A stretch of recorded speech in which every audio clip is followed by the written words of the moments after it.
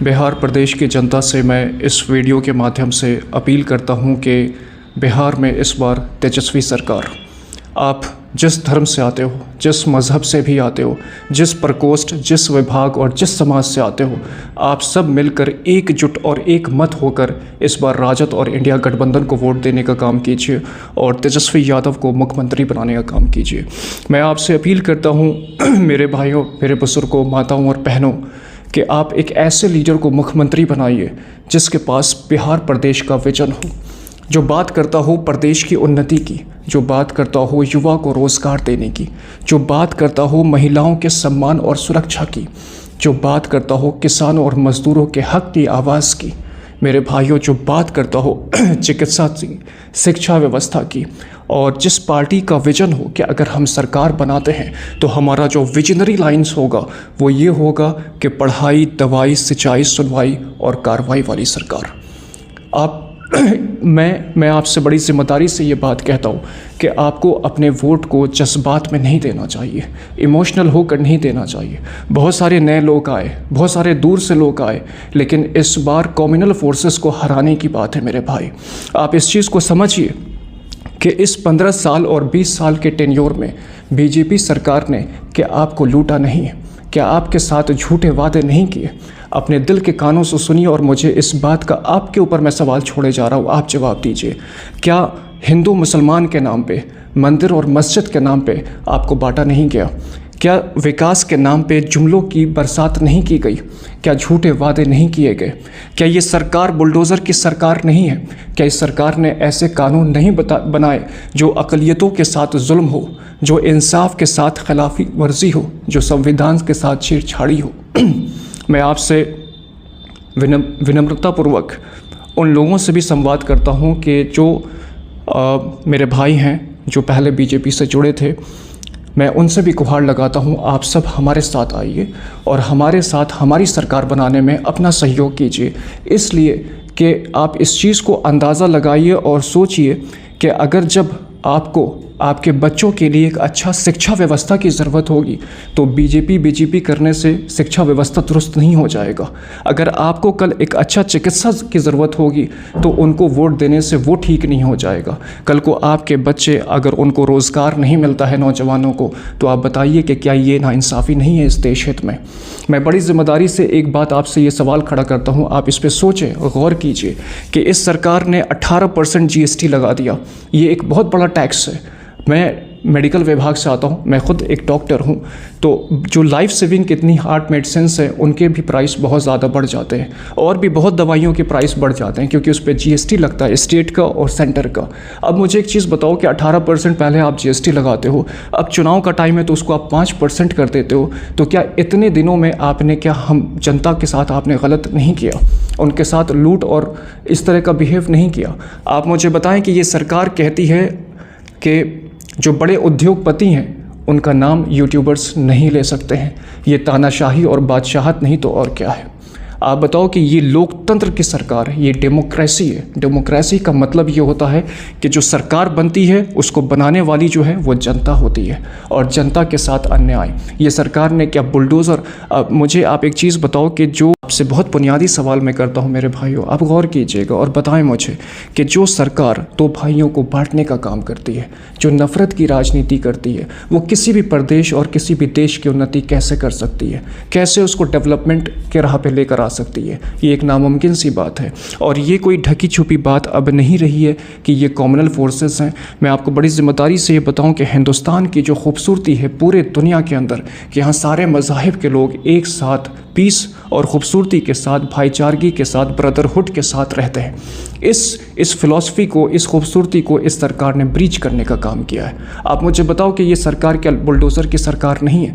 क्या हिंदुस्तान के वासियों ने इससे पहले इस तरह का जुल्म का नक्शा पहले कभी नहीं देखा? मेरे भाइयों, मुझे एक चीज़ बताइए कि अगर कोई क्रिमिनल भी है, किसी के ऊपर कोई एलिगेशन भी है, कोई किसी ने जुर्म भी किया है, तो ये न्यायालय का काम है उसको घोषित करे कि ये मुजरिम है, इसके ऊपर सुनवाई होनी है, इसके ऊपर कार्रवाई होनी है। लेकिन ये सरकार सबसे पहले उनके घर को बुलडोज़ कर देती है। आप बताओ कि उस इंसान के बीवी और बच्चों का इसमें क्या कसूर है?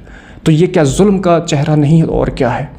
मैं आपसे एक एक सवाल पूछता हूँ, आप इस पे गौर कीजिए कि जो हमारे समाज के लोग जो अपर कास्ट हैं या जिनको लगता है कि वो हिंदुत्व का जो है ये सरकार जो है कहती है कि बहुत भला करती है, बताओ हिंदू भाइयों के लिए सरकार ने क्या किया?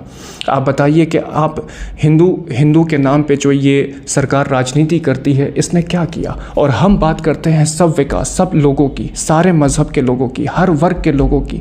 तो क्या अब ज़रूरत नहीं है कि एक सेकुलर फोर्सेस को जो है पावर में लाया जाए? क्या इसमें आपको सहयोग और योगदान देने की ज़रूरत नहीं? आप ऐसा नहीं सोचते हो मेरे भाई?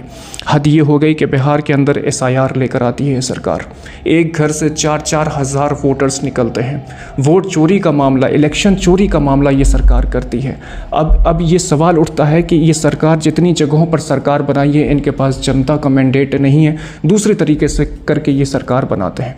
आपको जागना है, आपको ये साबित करना है, हम सबको ये साबित करना है कि हम देशभक्त हैं। अब लोकतंत्र बचाने की लड़ाई है, संविधान को बचाने की लड़ाई है, अपने हक को बचाने की लड़ाई है। मुझे एक चीज़ बताइए, आप बड़ी जिम्मेदारी से सोचिए, समझिए कि बिहार में अगर SIR लागू हो जाता है तो ये SIR के नाम पे NRSC नहीं है क्या?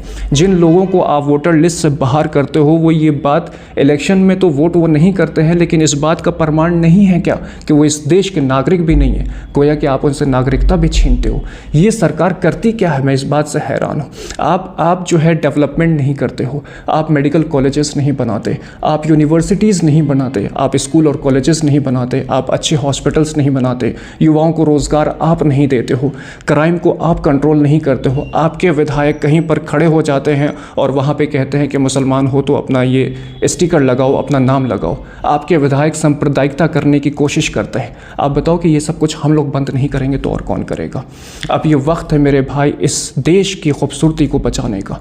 अब ज़रूरत है कि हिंदू, मुस्लिम, हर समाज, हर वर्ग, हर कास्ट, हर लेवल के लोग एकजुट हो जाएं और इस बार मजबूती से क्लीन स्वैप आप राजद को दीजिए और तेजस्वी यादव को मुख्यमंत्री बनाइए। मैं ये बात आपसे इसलिए भी कहता हूँ कि एक आइकॉनिक लीडर है, एक युवा नेता है, एक नई सोच के साथ, एक नए विजन के साथ इस प्रदेश को जो है आगे ले जाने का काम वो करेंगे। मैं अपनी जिम्मेदारी से भी आपसे ये बात इसलिए भी कहता हूँ कि मैंने भी सेकुलर पार्टी को चूज़ किया, इसलिए सेलेक्ट किया, इसलिए चूज़ किया कि पूरे प्रदेश की उन्नति हो। इस कॉमनल फोर्सेस को हराना है, ये आपकी और हमारी जिम्मेदारी है। इसको आपको और हमको समझना है। मैं ख़ासकर जितने आप अपर कास्ट के लोग हैं, जितने ऊपरी जाति के लोग आते हैं, जो आप सोचते हो कि बीजेपी कल्याण करती है, अब बीजेपी को आप हराएंगे। अब बीजेपी को आप हटाइए सत्ता से, इसलिए हटाइए कि इस प्रदेश को अब उन्नति के रास्ते पे चलना है। आपको मैं कुछ डाटा बता दूं, आप सोचें इस पे। बहुत अफसोस और तकलीफ़ की बात है, ये बिहार प्रदेश में आज भी आधा से ज़्यादा बिहार भूखे पेट सोता है। आज भी पर कैपिटा इनकम जो एक इंसान के ख़रीदने की सलाहियत होती है पूरे देश में बिहार में सबसे ज़्यादा कम है। आज भी बिहारी एक पूरे देश में काली बनकर रह गया है। आज भी हमारे गरीब तबके के लोग जो है दूसरे देशों में, दूसरे प्रदेशों में जाते हैं रोज़गार के नाम पर। आज भी बड़े बड़े नेताओं ने बड़ी बड़ी बातें की, लेकिन इस प्रदेश को कभी डेवलप करने की बात नहीं की। इसको पलायन रोकने की भी हमारा एक विजन है मेरे भाई। शिक्षा को सही करने का विजन है, चिकित्सा को सही करने का विजन है। पूरे डेवलपमेंट और विकास के ऊपर जो है हम बात करते हैं। आपको क्या ये अच्छा नहीं लगेगा कि अगर अच्छी सुरक्षा हो, सेफ्टी हो, पढ़ाई के लिए अच्छा शिक्षा व्यवस्था हो, अच्छी चिकित्सा व्यवस्था हो, क्या ये चीज़ होनी चाहिए या सिर्फ जुमलेबाजी होनी चाहिए? मंदिर मस्जिद होना चाहिए, हिंदू मुस्लिम होना चाहिए। लोकतंत्र हमारा ख़तरे में है। आप बड़े बड़े जर्नल्स की रिपोर्ट देख लीजिए। ये सरकार, जो मौजूदा सरकार जिस रास्ते पे जा रही है वो डेमोक्रेसी के लिए ख़तरा है। आप बताइए कि कौन सा डिपार्टमेंट आपका आज़ाद है? मीडिया जो है वो आज़ाद नहीं रहा, जिसको पांचवा स्तंभ कहा जाता है लोकतंत्र का, आप कर पाते हैं? आप बताइए कि जो वक्फ कानून मुसलमानों के ख़िलाफ़ पास किया गया और गुहार लगाया गया सरकार से कि इस कानून को वापस लीजिए, शरीयत में दखल अंदाजी है जिसको मुसलमान नहीं एक्सेप्ट करेंगे, इस कानून को जबरन पास कर दिया गया। ये सरकार सिर्फ कानून बनाने वाली सरकार है। ये सरकार ऐसे कानून बनाती है जिससे हर वर्ग, हर समाज, हर लोग जो है इससे असरअंदोज़ होते हैं, हर वर्ग परेशान हाल होता है। तो इसलिए अब ज़रूरत है आप सरकार को बदलो, आप प्रदेश को बदलो, आप देश हित में अपने वोट को कास्ट करें, इस लोकतंत्र को बचाइए, इस संविधान को बचाइए और मैं आपको आखिरी बार फिर से ये अपील करता हूँ कि इलेक्शंस अब होने वाले हैं, आपके वोट्स बहुत इंपॉर्टेंट हैं। आप जज्बात में इमोशनल होकर किसी दूसरे को अपना वोट कास्ट मत कीजिएगा। इंडिया गठबंधन को वोट दीजिए, राजद को वोट दीजिए, आरजेडी को वोट दीजिए और उम्मीद करता हूँ कि आप तेजस्वी यादव को मुख्यमंत्री बनाने का काम करेंगे। मैं डॉक्टर शाहरुख हसन, ज़िला अध्यक्ष चिकित्सा प्रकोष्ठ आरजेडी, आपसे ये अपील करता हूँ। बहुत शुक्रिया।